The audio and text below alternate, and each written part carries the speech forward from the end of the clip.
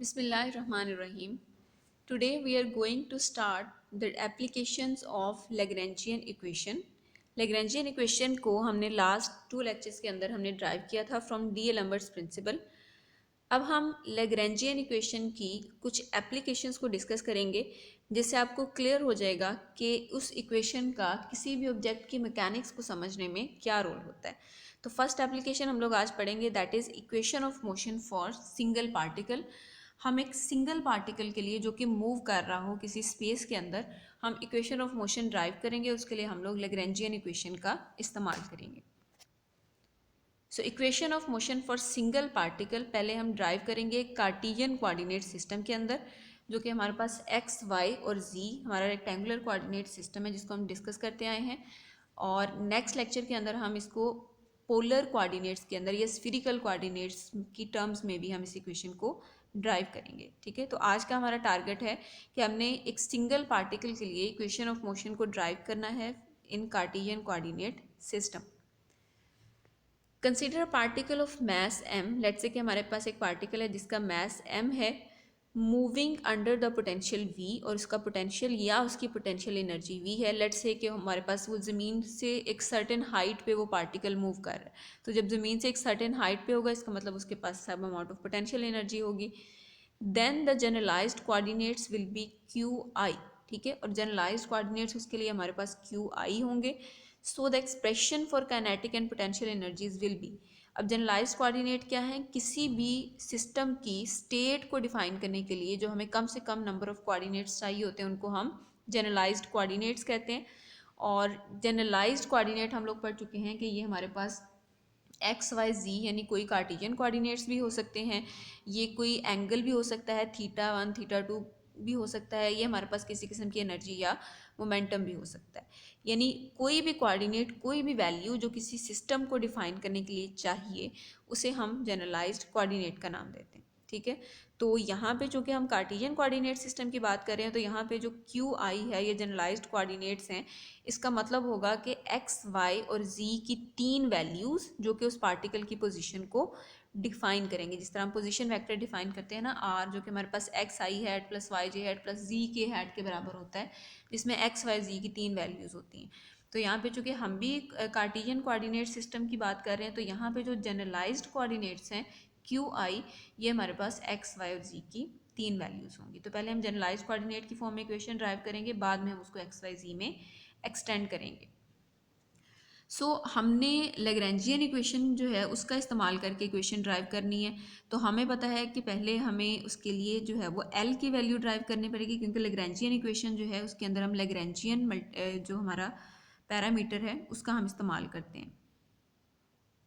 तो ये हमारे पास टी माइनस वी के बराबर होता है। टी हमारे पास काइनेटिक एनर्जी है सिस्टम की, वी हमारे पास पोटेंशियल एनर्जी है। तो पहले हम इस सिस्टम की काइनेटिक एनर्जी को डिफाइन करेंगे, पोटेंशियल एनर्जी को डिफाइन करेंगे, फिर हम वहाँ से लेग्रेंजियन मालूम करेंगे और इस एल की वैल्यू को हम लेग्रेंजियन इक्वेशन के अंदर पुट करके इक्वेशन ऑफ मोशन ड्राइव करेंगे फॉर द सिंगल पार्टिकल। तो उस पार्टिकल की जो काइनेटिक एनर्जी है वो हाफ एम वी स्क्वेयर के बराबर होती है। और चूँकि हम जनरलाइज डिस्प्लेसमेंट ले रहे हैं क्यू आई, तो क्यू आई का हम डेरिवेटिव लेंगे, क्यू आई डॉट का मतलब जनरलाइज्ड वेलोसिटी, तो ये बन जाएगा हाफ एम वी स्क्वेयर या half m q i dot square, क्योंकि क्यू आई जो है ये जनरलाइज्ड डिस्प्लेसमेंट है और इसका डेरिवेटिव लेंगे तो ये जनरलाइज्ड वेलोसिटी बन जाएगी। और हाफ एम वी स्क्वेयर या वेलोसिटी का स्क्वेयर जो हमारे पास ये काइनेटिक एनर्जी के बराबर होता है।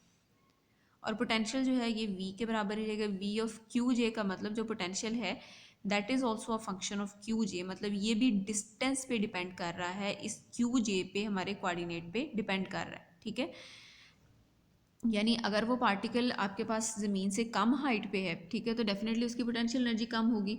अगर उसकी पोजीशन चेंज होती है, वो ज़्यादा हाइट पे चला जाता है, तो उसकी पोटेंशियल एनर्जी भी बढ़ जाएगी। इसका मतलब जो पोटेंशियल एनर्जी है वो क्यू जे का यानी पोजीशन का फंक्शन है। जैसे ही पोजीशन उस पार्टिकल की बदलेगी साथ ही साथ पोटेंशियल एनर्जी भी चेंज हो जाएगी। ठीक है, तो लेग्रेंजियन किसके बराबर है? टी माइनस वी के। हम लिख सकते हैं half m q i dot square, ये हमारे पास काइनेटिक एनर्जी है, minus v of Q j, ये हमारे पास पोटेंशियल एनर्जी है। ओके, अब हमें पता है कि जो हमारे पास लेग्रेंजियन इक्वेशन है उसके अंदर जो लेग्रेंजियन है एल, उसका हमने डेरिवेटिव लिया होता है एक क्यू जे के रिस्पेक्ट, या क्यू आई क्यू जे आप कुछ भी कह सकते हैं, और देन क्यू आई डॉट के रिस्पेक्ट। तो पहले हम क्यू आई के रिस्पेक्ट इसका डेरिवेटिव लेंगे partial L over partial q i, यानी जो हमने लेग्रेंजियन यहाँ पे ड्राइव किया है काइनेटिक एनर्जी और पोटेंशियल एनर्जी की वैल्यूज़ को माइनस करके, इस फंक्शन का, इस इक्वेशन का पहले हमने डेरिवेटिव लेना है with respect to q i, और उसके बाद हमने डेरिवेटिव लेना है with respect to q i dot. तो जब क्यू आई के रिस्पेक्ट हम इसका डेरिवेटिव लेंगे तो यहाँ पे चूंकि क्यू आई डॉट है तो फर्स्ट टर्म जो है ये हमारे पास ज़ीरो हो जाएगी, और इसका जो है वो हम डेरिवेटिव लेंगे तो ये हमारे पास v के बराबर आ जाएगा। यानी क्यू आई के रिस्पेक्ट हमने डेरिवेटिव लिया और फर्स्ट टर्म जो है उसके अंदर क्यू आई डॉट था, क्यू नहीं मौजूद था, तो ये चीज़ एक कांस्टेंट टर्म कहलाएगी, कांस्टेंट का डेरिवेटिव ज़ीरो। और जहाँ पे जिस टर्म के अंदर क्यू आई मौजूद है उसका हम डेरिवेटिव लेंगे और उसका derivative with respect to q i लेंगे तो ये हमारे पास v सिंपली आ जाएगा। Potential partial v over partial q i, ये हमारे पास पोटेंशियल का डेरिवेटिव है with respect to q i. अब हमने उसी फंक्शन को डिफ्रेंशिएट करना है with respect to q i dot. अब देखें कि फर्स्ट टर्म जो है उसके अंदर क्यू आई डॉट प्रेजेंट है, सेकंड टर्म में क्यू आई डॉट नहीं है, तो यहाँ पे सेकंड टर्म का डेरिवेटिव जीरो होगा क्योंकि यहाँ पे वो वेरिएबल मौजूद नहीं है जिसके लिहाज से हम डेरिवेटिव ले रहे हैं। तो जब वो वेरिएबल नहीं है तो ये टर्म एक कांस्टेंट कहलाएगी और कांस्टेंट का डेरिवेटिव जीरो हो जाएगा। इस टर्म का हम लोग डेरिवेटिव लेंगे, डेरिवेटिव किस तरह लेंगे, 1/2 और m कांस्टेंट है ये स्टार्ट पे आ जाएगा, और क्यू आई डॉट का स्क्वायर जो है इस चीज़ का हम डेरिवेटिव लेंगे। तो इसका जब हम डेरिवेटिव लेंगे तो क्या होगा कि पावर रूल अप्लाई होगा, पावर रूल के अकॉर्डिंग 2 जो है वो स्टार्ट पे आ जाएगा, पावर में से एक कम होगा तो क्यू स्क्वायर का डेरिवेटिव 2q बन जाएगा।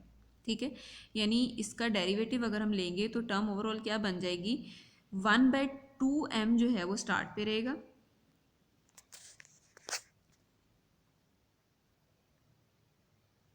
वन बाई टू एम, ये ऑलरेडी यहाँ पे था, और यहाँ से 2q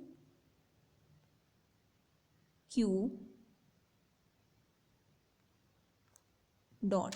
ठीक है, ये इसका डेरिवेटिव, यानी क्यू स्केयर का डेरिवेटिव लेंगे क्यू डॉट स्केयर का तो 2q डॉट आएगा। ठीक है, अब ये जो 2 है ये इसके साथ कैंसिल आउट हो जाएगा और हमारे पास जो चीज़ बचेगी mq डॉट, यानी इस फर्स्ट टर्म का जब हम डेरिवेटिव लेंगे with respect to q dot तो वो हमारे पास mq डॉट बच जाएगा, दिस थिंग mqi डॉट। ठीक है, तो ये हमारे पास partial L over partial q i जब हमने डिफ्रेंशिएट किया तो ये बन गया minus partial we over partial q i, क्योंकि इसमें फर्स्ट टर्म जीरो हो जाती है, और जब क्यू आई डॉट के रिस्पेक्ट इसका डेरिवेटिव लिया है तो वो सेकेंड टर्म जो है वो हमारे पास जीरो हो जाएगी और फर्स्ट टर्म का डेरिवेटिव आएगा एम क्यू आई डॉट।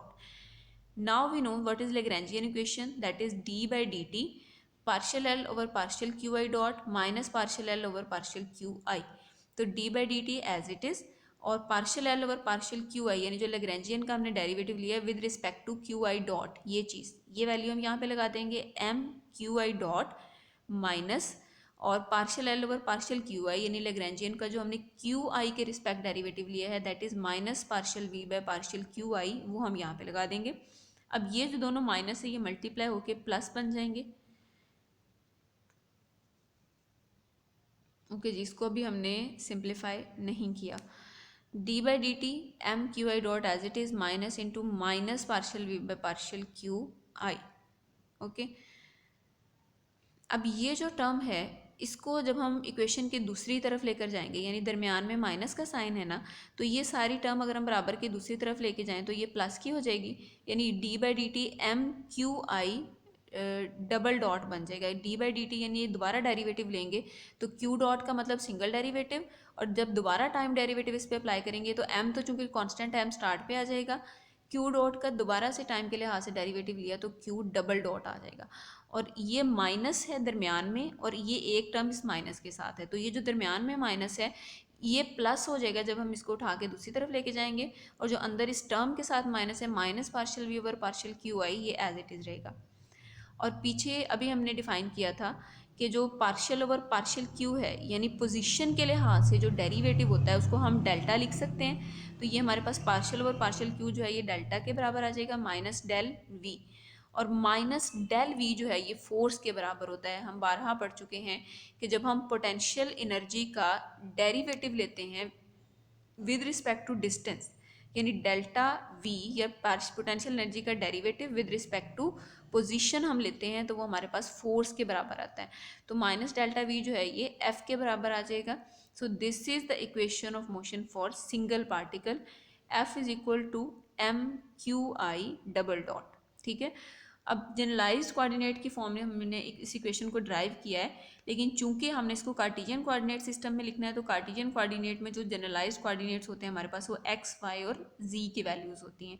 तो हम इसको लिख सकते हैं m x double dot is equal to f x, यानी जो क्यू आई है इसकी जगह पे एक्स वाई और जी का हम इस्तेमाल करेंगे। M x double dot is equal to f x, m y double dot जो है ये एफ वाई के बराबर है, एम जी डबल डॉट जो है ये एफ जी के बराबर है। ठीक है, अब अगर आप इन रिजल्ट्स को थोड़ा सा फोकस करें तो ये हमारे पास फोर्स है।